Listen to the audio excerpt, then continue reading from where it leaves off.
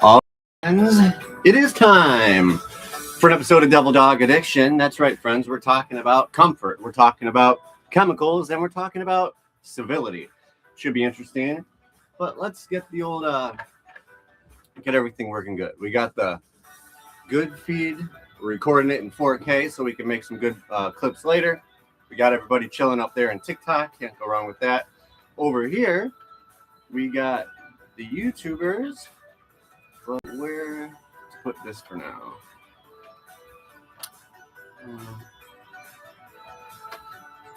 We'll just kind of make this smaller. Hope everybody's doing good. Hope if anybody got hit by that storm of doom that you're okay. And hopefully the weather is okay and nobody is hurt. But for now, we are going to get going.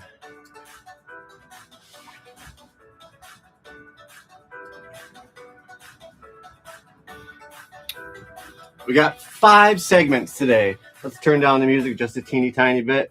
It's going to be long. It's going to be arduous. We're going to have some questions that are going to be difficult to answer. We're going to have some thought-provoking dialogue with ourselves. And yes, talking with yourself is not always that bad, especially if you are trying to learn a little bit. The first segment coming up right here, my friends, is comfort is the trap. That's right, the comfort trap. 1 second here.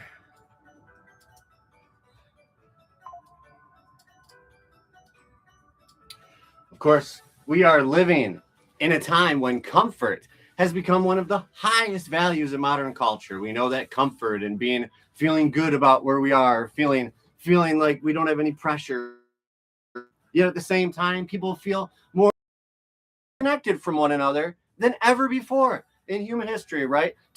Has made life easier in many, many ways. And this is not an attack on technology. We're not saying, oh, technology is bad. We should not have any of this. We need to go live in we should just need to be Amish or some shit and go live in the middle of nowhere and just pretend like nothing else is going on. No, that's not what we're saying here. We're just saying that the human experience is not necessarily as fulfilling simply because things have become more comfortable.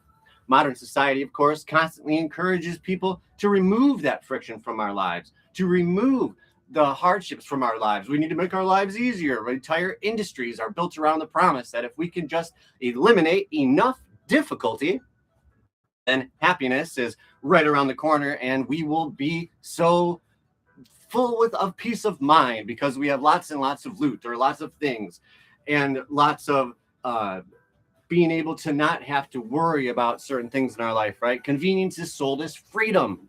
Distraction, of course, is sold as relaxation. And avoiding struggle is often framed as self-care. Oh, I'm trying to avoid some struggle, trying to avoid this. The world's continuously telling us, hey, you need to be more comfortable. But that message, and we know it appears in modern life, shaping how people think about success, what we teach our children about success, what they view us doing and valuing is what they will copy and emulate and continue to do themselves. And usually, if bad things happen and we teach bad things, usually those things get retaught down. It becomes a rolling downhill snowball of shit, right? The promise of comfort is appealing because it offers, wait for it, immediate release of pressure, immediately relief of pressure, relief. It depends which way you want to go with it, but that release can slowly pull people away from the kinds of effort that slowly build people up and slowly build resilience and meaning in our lives. That, my friends, does not help us as humans. Comfort in everything. It doesn't help us grow, and it doesn't help us feel good about our lives. And if that's the point of life, my friends, is to try to get something good out of it, to try to maybe leave the world a little nicer when you leave it than when you got here. But human beings were never designed to develop through constant ease. So if you're born into ease, you live in ease, and you die in ease, you probably didn't grow or do much of anything to feel good about your life, right? It doesn't help us feel good about anything that we're doing. Human beings are complicated creatures, but the one thing we do know is that money and things will not give us sustained happiness.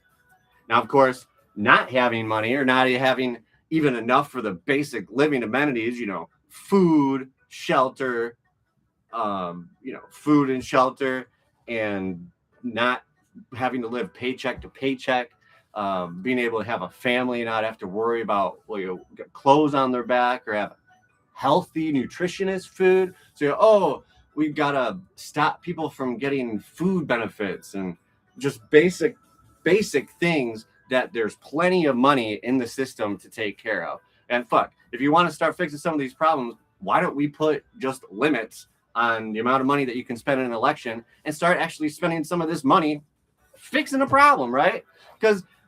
But we know, and this is the trick, that money doesn't fix all these problems, but that argument is something people use to make us not even want to worry about making money. Be like, I shouldn't work hard to make money because, money's not going to make me happy. So people go the complete opposite direction and not find moderation in making money or not making money, or doing something good or not doing something good, right? When the pursuit of comfort becomes the main focus of life, the very experiences that build purpose and confidence begin to disappear.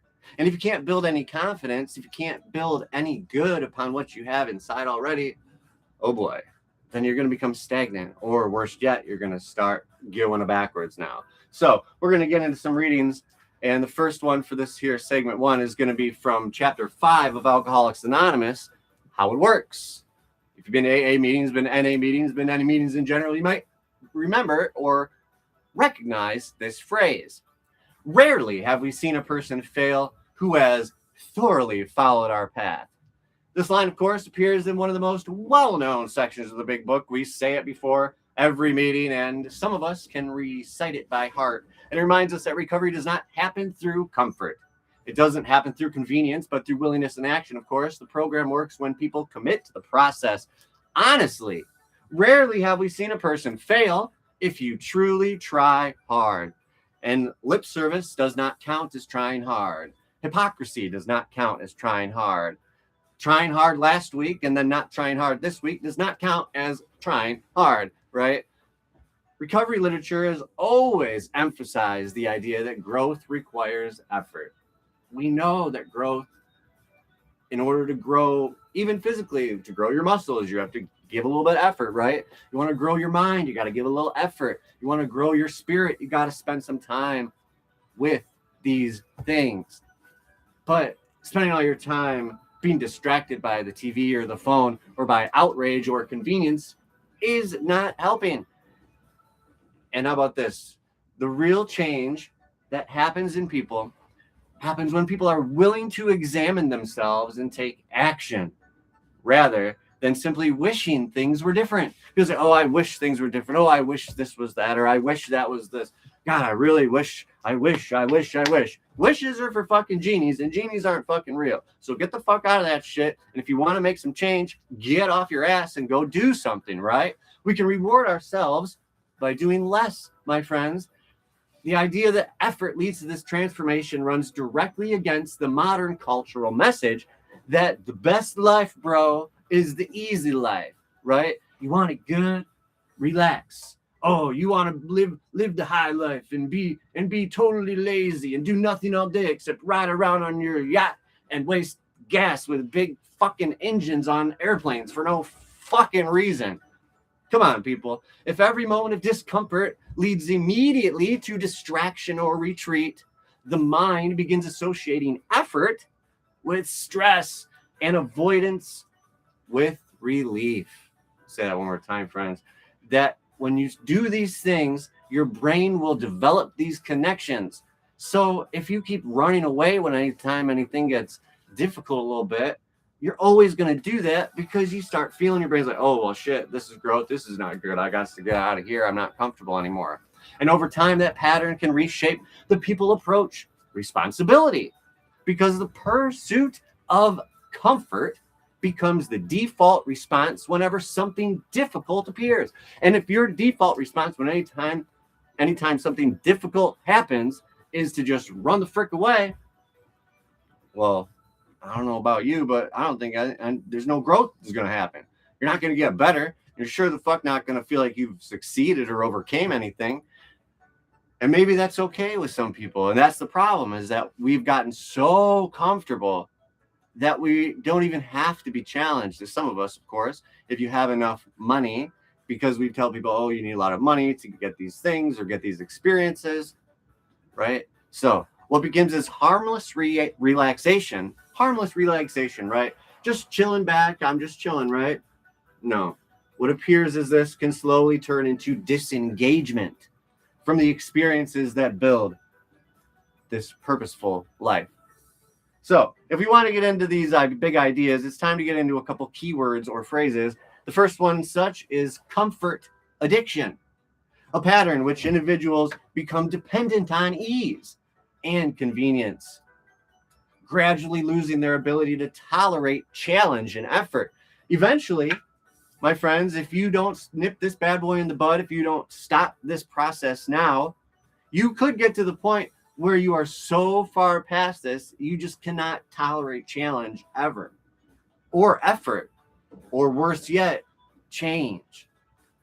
False reward, temporary emotional relief that comes from avoiding effort rather than accomplishing something meaningful. I'll tell you this, when you know you got something important you got to do, and you distract yourself by doing that and that, the old clock-a-rooney keeps ticking down. So you start feeling the pressure of time going by, and now you know that you're doing the wrong thing, but the time keeps going by and the good thing no longer can get done. So at one point you just get a bad case of the fuck-its, and you're like, oh, okay, I'm good, I'm done with that for a minute. But then it happens. What goes around comes around, karma, whatever the fuck you want to call it. You got to put in the effort now so you can reap the benefits later. Because if you don't put the effort in now, you're going to reap the benefits of said shit ass effort later. Okay. So you're going to reap the rewards of whatever you do, regardless of if it's good or bad, because every action has an equal and opposite reaction, my friends. Discipline, the ability to act according to long-term values instead of short-term emotional impulses. These are very difficult to have these days. Discipline is hard to come by nowadays. Being disciplined in any certain specific thing has become less and less likely and of a regular thing these days. But there's a reason why it's called discipleship, a discipline, discipline, right? The ability to act just like that. Long-term values. Sustainability, not burning bright and out all at once, but taking the steady path, the road less traveled, one may say. Well, it's time to get into it. When we talk about these issues, we know that in order to get better, in order to grow, it's a 3-part process, right? At the very base of it. You can always break these down into more. You can get deeper and deeper and deeper. You can go left and right and all around. But at the base of it, my friends, in order to get better with this, you need to focus on the mind, the body, and the spirit. It is all encompassing, regardless of if you believe in any of them or not. It still affects you. So it's not a bad idea to keep your mind open, your ears open, your mouth closed, and sometimes keep your nose closed. It depends on if anybody's cooking something in the oven. The mind. The first place comfort culture, of course, begins in shaping the human behavior is in your mind. Because the way people interpret discomfort determines how they respond to it. So if you say, oh, that's discomfort, or that's not comfortable, this is discomforting, this is icky, I don't like this, how am I going to act? Well, when discomfort is constantly framed as something that should be avoided or eliminated at all costs, avoid the discomfort, avoid this, avoid that. You don't need to have something challenged against you. Well, your mind gradually stops practicing the skills required to work through challenges. And I feel like we don't even teach people how to critical think anymore, but learning how to solve problems, or learning how to take issues and turn them into solvable problems, is a skill that is definitely in short supply these days. And when discomfort is constantly framed as that, you will stop doing and learning ways to deal with these bad issues. And that's why they say when you're younger, if you start using drugs at a certain age, they say that, oh, that's when your like emotional development has stopped. Well, think about this. If you've your peers continue going on, and when bad things come their way, they learn coping skills on how to deal with them properly for long-term sustainability in life. Whereas drug addicts like moi, myself, would just resort to avoiding said problem, get high, and then move forward with my life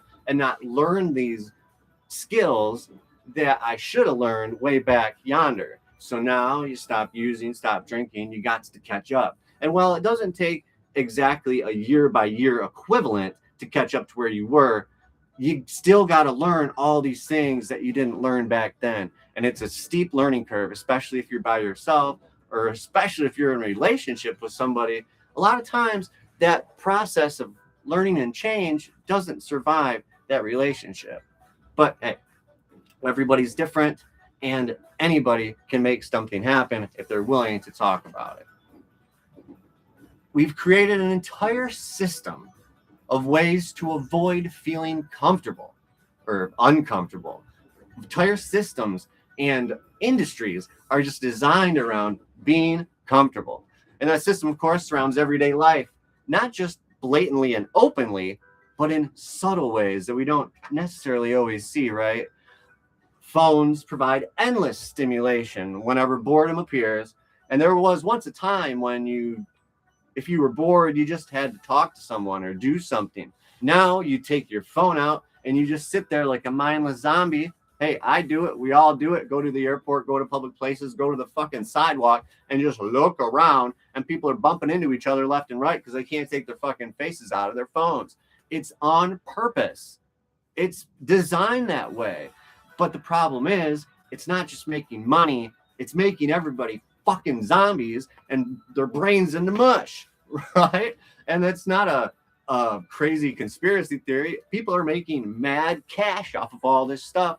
And when you're making that kind of money and you're in charge of this type of stuff, like we said, humans cannot handle that. They can't handle the responsibility that comes with it, and they can't handle the corruption of the spirit, of the mind, of your body that comes along with that type of excess. Instead of learning to sit with uncomfortable thoughts long enough to understand them, people often move quickly toward distraction, especially when we're talking with one another, especially when we're trying to learn something different, right? People often move quick toward distraction or confrontation or anger. And when that becomes the habit, when you become what you do, even small challenges can feel overwhelming because your mind has lost practice at endurance. And if you don't know how to endure the small stuff, you're sure the fuck not going to be able to endure the big stuff.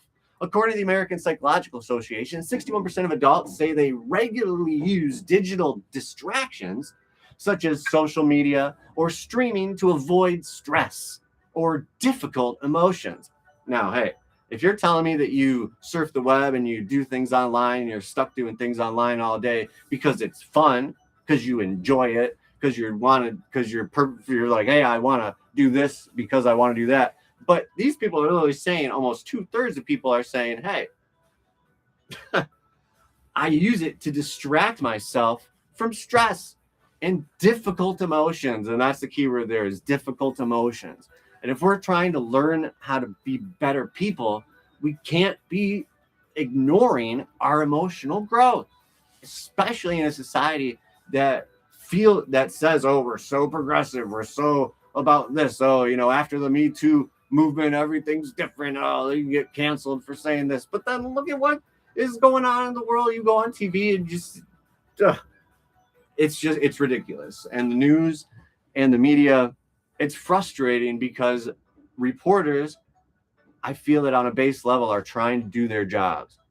But when the tippity top people that are in charge of the media and the things we see on a daily basis, and the way that doctors do things, and the way that we're told to do things by professionals in their given fields because they're being pressured by money-making ventures, that is a dangerous place for society to be, all the way from the tippity top of the federal government all the way down to our individual decisions we make on a day-to-day basis with what we put into our bodies, whether it is through our eyes, through our mouths, through our ears, right? What we touch, what we learn, all our emotions are a way that we gather information, and what we do with that information, that's where the sausage is made in terms of growing your heart and being a better person. You have to do something inside your body to make this into something better when you put it out of you.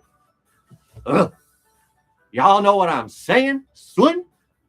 The body, the same pattern that shapes the mind, eventually appears in your body, because physical resilience also depends on consistent challenge and effort. Human beings, of course, evolved in environments where daily survival required movement, running around, getting chased by tigers and shit, right? But even when we stopped moving around and we humans started doing the farming thing, they're still outside doing stuff, working the land. But it's easy not to do anything but the bare minimum these days. It's easy to do nothing but the bottom line, right? And then if, say, we can't get everybody to that bottom line, what do?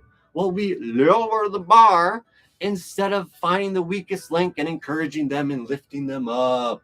We attack them and then we lower the bar. It's fucking counterproductive, and it makes no fucking sense if you're truly trying to grow a society that's trying to be more civil than it is rude.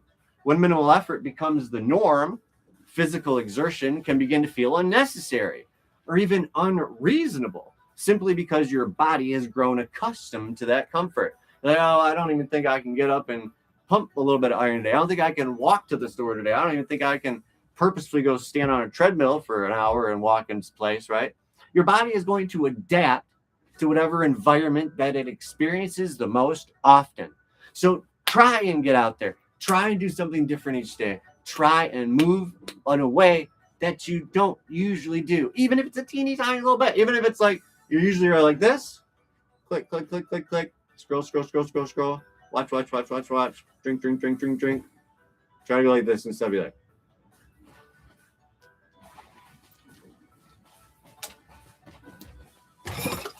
Oh shit, and then spill the water everywhere. But you get the idea. You have to do something that you wouldn't usually do. This is what I do. Sometimes I'm like, I got to do this. You got to get up. You got to do this. You got to do this today. You got to do that today. And it's a fight. It's like a half-hour fight where I'm just like, oh, fuck. And then sometimes you feel sick. As a disabled vet, sometimes you have bad days, right? Sometimes you have days that are really painful in all these different parts of you, right? But then other days, you have that gusto and that go and that spirit and that oomph and that little bit of juice that you need to get things done. And those are the days that you got to really put the pedal to the metal and process what you're going through. The World Health Organization reported that 31% of adults worldwide are physically inactive. So 1 out of 3 fucking people in the world, 1 out of 3 are physically inactive. And there's lots of areas in the world where they're doing a whole lot of active stuff. So think about all the inactive people that are in developed nations, right? This statistic highlights how modern convenience has reduced everyday movement. So we are literally weakening both physical health and emotional resilience, my friends. And you know that when the body and the mind go one way, something is to follow. And that, my friends, is the spirit. The deepest consequences of a comfort culture often appear in the spiritual dimension of our lives, because purpose rarely grows in environments where people constantly avoid challenge. When life becomes focused primarily on avoiding discomfort, people can slowly drift away from that deeper sense of meaning to something that's larger than themselves. And that is the feeling that you get when you become part of a community that cares about you regardless of your skin color, of what you do for a job, the money you make, where you're from, anything about your culture or identity, right? Except a fake feel good, my friends, that we feel at any given time. We can give ourselves fake feel goods, but the fake feel goods, that temporary relief, can feel satisfying in that moment, but it does not last. And relief is not the same as temporary relief. Instantaneous relief is temporary relief. Entertainment, consumption, and chemical escape, especially when you combine them together, can all provide those short bursts of pleasure, right? That short burst of meaning, that short burst of success, that short burst of overcoming, that short burst of whatever you want to call it, right? But that sense of purpose that sustains a person through difficult seasons cannot stand up to that fake feel good. And that's one of the big things here, folks. And the Bible, of course, addresses this one, the tension between comfort and purpose, in a very direct way. In Matthew, Jesus says, he says, forever who wants to save their life will lose it. Whatever loses their life for my sake will find it. Now, that may seem like a simple message, but profound, in a sense that a life focused only on protecting comfort becomes empty, but a life dedicated to purpose and service discovers deeper meaning. He means that you will lose your life, lose yourself, lose the bullshit part of existence when you do something for the greater good. The National Institute of Drug Abuse estimates that 46.3 million Americans aged 12 or older experienced a substance use disorder in the past year. And you say, well, what does that have to do with the mind, body, and spirit? Well, this number reflects, my friends, how many people turn to that temporary, instantaneous relief when deeper purpose and connection begin to disappear. Because you don't go for that bullshit side attraction, fake feel-good malarkey, if you have a real community that is feeding you that growth that humans need. So we got people that are disconnecting because they haven't connected. And when you self-disconnect because the community around you won't reach out, because you've been made to feel less than, because we've taken everybody and put them in computers and stopped people from connecting in real life, this is what we get.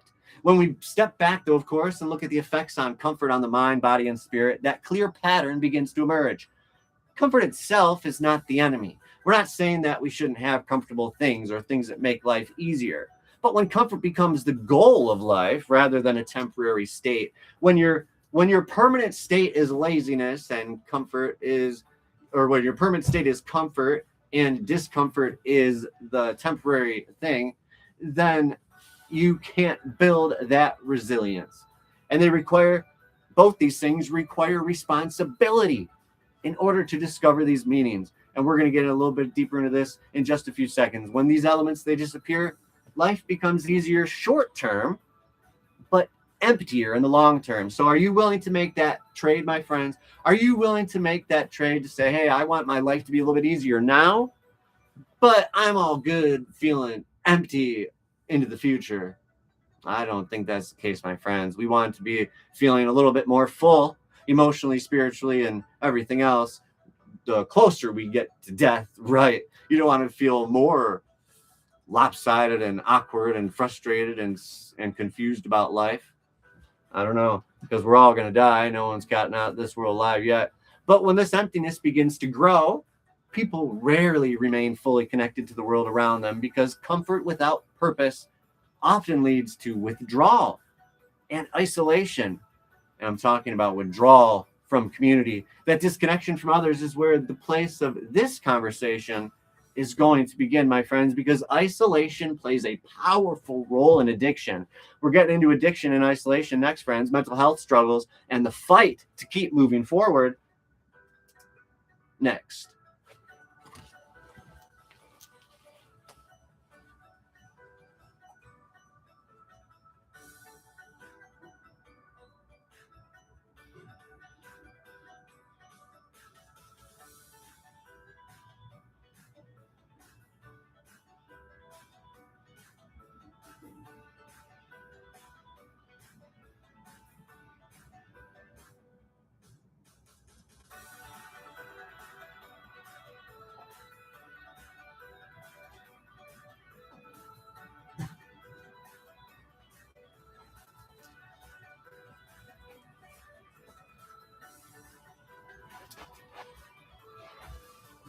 Okay. Here we go. I think we can get it. We can probably get through segment 2 before we got to go. But we have 5 segments and we'll get the other 2 later, probably tomorrow. But we got to get into this because we're talking mental health struggles. We're talking addiction. We're talking the fight to move forward, friends. This is segment 2 out of 5, the disconnection. The disconnection. Listen, once comfort begins pulling people away from your purpose, once your comfort begins taking you from what you're supposed to be, because we know that everybody has a purpose. Everybody has something that their God-given gift, their universe-given gift, whatever the fuck you want to call it, that you can be, that will provide you peace of mind and peace of heart, and it will also help society and the world. Because we are the custodians of our own universe, my friends. We need to be taking care of the planet. We need to be taking care of other animals. We need to be taking care of each other. And on that note, let's get forward. Human beings are deeply social creatures. And much of our motivation, of course, and resilience and emotional stability grows out of relationships that we maintain with others. And maintain is the key word there. When those connections weaken, though, it becomes much easier for discouragement and isolation to take root. And when we are isolated, when we're not around other people for long lengths of time, even some short lengths of time, it begins to affect us negatively in a deep way. Disconnection rarely happens in dramatic ways, though. And it usually doesn't arrive all at once, right? Most often it creeps in slowly, appearing as small withdrawals from everyday life, small disconnects where people stop participating as fully as they once did and gradually retreat into their own struggles. And oftentimes we don't see this because we're not around people enough these days in person, so we can't tell the changes, and they can speak a good game online or on the phone. But if you really are connected to somebody, you can see right through it. But we don't have as many people that we connect with on a day-to-day basis, and that's not good. I find myself losing motivation to do things when I am not surrounding myself by other people. It's true. If I don't make plans to do things or work on the show or go to some sort of, work with animals or help work with veterans or do something with people, get out of my own head and into the helping somebody else, it fucks with my mind and it makes me less productive around the house, around, in my day-to-day life, and push things back, and you don't quite do as much. But that experience, of course, it reveals something important about our human nature, because people often discover their strength in the presence of others. You're going to find out, what are you good at as a community member? But in order to find that out, you got to be out doing stuff in your community, right? Conversations, shared responsibility, and simple companionship can provide the encouragement that keeps someone moving forward when their own energy begins to fade. And I know that our energy is going to fade a little bit, right? We're all going to have some downtime, some of us more than others. But when those connections disappear, however, even ordinary responsibilities can start to feel overwhelming. So let's get into the reading from this segment. Narcotics Anonymous Basic Text, Chapter 1. Why are we here? All right. Before coming to the Fellowship of NA, we could not manage our own lives. Now, that, my friends, is a pretty damning statement, but very descriptive of our life, right? This passage, of course, describes the reality that many, many people in recovery eventually recognize that isolation makes it extremely difficult to maintain stability and purpose. The Fellowship of Recovery, of course, exists because people need that connection in order to heal. We know that there's no stronger power than one addict, alcoholic helping another. And that same thing goes for anything that people have been through that is difficult, any kind of trauma, any kind of thing that they've had to overcome. It's best when you talk with other people that have also been through it. And when you get people that have been through the same thing, that talk with other people that have been through the same thing, but they're at different stages of this journey, it turns into a pattern where you start helping people. And once that first group of people go, then it's up to them to keep passing along the message. And that, my friends, works in every one of these things. And the Fellowship of Recovery exists because people need connection in order to heal, grow, and remain accountable. There's the question, folks, or the word I would say, accountable You got to be accountable for what you've done, and also accountable to something larger than ourselves. This idea, of course, expressed in the NA basic text, highlights that simple but powerful truth about us humans, that recovery is rarely successful when someone attempts to face addiction or hardship entirely on their own. And that's the way it is in a lot of things, friends. You try to do things by yourself, you're going to be down on your luck. Recovery usually happens better when you're in a group, because isolation, well, it amplifies fear, it amplifies doubt, it amplifies discouragement. We are sometimes our own worst critics, and sometimes we are so very terribly hard on ourselves that it's just almost difficult, impossible maybe, to get through life or to overcome certain challenges. Community changes, of course. Well, community changes that equation, of course, by providing perspective. And that's a big word there, friends. Perspective. Get a better look at a certain thing, right? Get a better idea about what something is. Get somebody else's angle on a problem. But without this connection, of course, however, your mind can easily convince someone, we can convince ourselves, right, that we are alone in our suffering.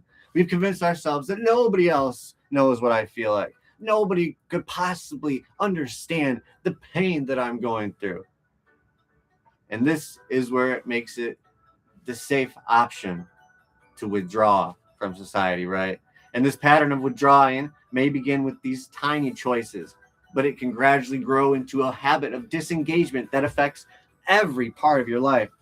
So, keyword to get into real quick: isolation, the prolonged absence of that meaningful social interaction, which can weaken motivation and emotional stability. Chronic struggle, ongoing physical or emotional difficulty that gradually drains a person's energy and sense of hope. Sometimes we're going through so many things that we just can't overcome them. Accountability, the presence of relationships and expectations that encourage individuals to remain responsible for their actions. When you do something, be prepared to accept said consequences of whatever you've done. Sometimes the consequences are good and sometimes they're bad, but we always should be getting what we have done, right? And then sometimes we are lucky enough to get mercy, or sometimes we are allowed a little bit of grace, right? But let's get into this one. The mind. Disconnection, in this sense, begins in your mind when people start believing that their struggles exist in isolation from everybody else's experience. You think, oh, my problem's so bad, everything's so horrible, I'm all alone in this. Without conversation or perspective from someone else, your mind can magnify that problem and create the feeling that there's no path forward. And then when that happens, friends, that's why you have so many veterans that are offing themselves on a day-to-day basis, which is just not okay. It's not, there's zero, that's fucking bullshit. Loneliness does not create sadness, though, right? It changes the way that you interpret the world around you. A 2023 report from the U.S. General Surgeon found about 50% of American adults reported experience significant loneliness. I'm fairly certain, friends, that the number probably just went up from there. But this statistic that we for sure have on lock, because we have the data for it and we've been able to get it for sure, shows how widespread emotional isolation has become, even though we live in a world where we can connect with people across the globe at any given time. But people struggle with this, even if we say we're connected in our society. And where the mind goes, the body follows, because disconnection is not only that mental experience, but also something that interacts with physical challenges, especially when someone is dealing with chronic illness, disability, or chronic pain. Yeah, I know what that's all about, and it fucking sucks. Physical suffering can make everyday responsibilities, regular things, little things, regular things that we should be fine doing, right? Every single day. But it makes them more difficult. and sometimes leads us to withdraw further from activities and relationships. Always living in pretty bad pain, feeling sick over probably half to 2/3 of the days that I'm alive, right? It sucks, but you got to find ways to get through it. And this type of connection is the way. Chronic physical discomfort can make even simple things feel exhausting. And without that strong support system, people may gradually stop engaging at all with the outside world. When your body is constantly struggling, maintaining motivation requires far more energy than many people realize. Center for Disease Control and Prevention reports that 21% of U.S. adults live in chronic pain. So that's about 1 in 5, my friends. People are living, hurting all around us on a day-to-day basis. And of course, we know that the body, mind, there's one last thing, the spirit. When isolation, of course, affects both the mind and body, it leads to this spiritual level of life, of course, as well. People who feel disconnected from others often begin feeling disconnected from meaning itself. When you're not connected to a community, you feel like you're not connected to the universe or whatever you choose to call God. You'll be able to get through these hard things, my friends, when you ask and tell other people what you're going through, and in turn, they do for you too. Speaking openly about struggle allows people to transform suffering into connection. You're turning something bad into something good. And then when we connect the two things in our mind, then you're really getting somewhere. And honesty, of course, creates opportunities for empathy. And if that's not the biggest problem we have in this fucking world right now, it's empathy. The complete lack of inability to even try to put yourself in another person's situation for even a teeny tiny little minute. Speaking about these things openly allows you to connect. And when individuals discover that their experience resonates with others, the burden of suffering becomes much easier to carry. And the Bible, of course, speaks directly the importance of this in the book of Ecclesiastes. It says, two are better than one because they have a good return for their labor, of course. If either of them falls down, the other can help them up. This, of course, reminds us that strength often emerges through companionship and mutual support. If you're a veteran, you know what the fuck I'm talking about. You go through those horrible, crazy times together, and your relationship is forged in fire. Research from Harvard Study of Adult Development shows that people with strong social relationships are about 50% more likely to live longer than those who experience chronic isolation.